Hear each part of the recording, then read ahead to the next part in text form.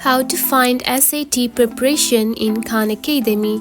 If you have been using the Khan Academy application and wondering on how to find the SAT preparation on it, don't worry. In this video, I will show you how to do it, so let's get started. First of all, open the Khan Academy application, just like this. After opening it, you will find something like this on your home screen. Now scroll down, just like this, and here you can find my courses right here. Then tap on to edit, then tap on to back, just right here to choose the SAT.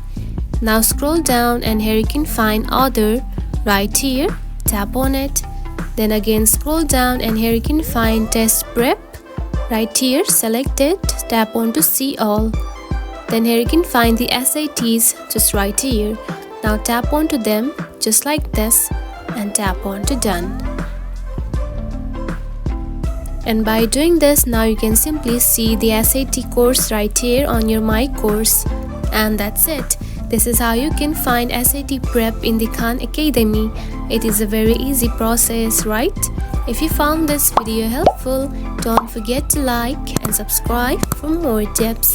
Thanks for watching.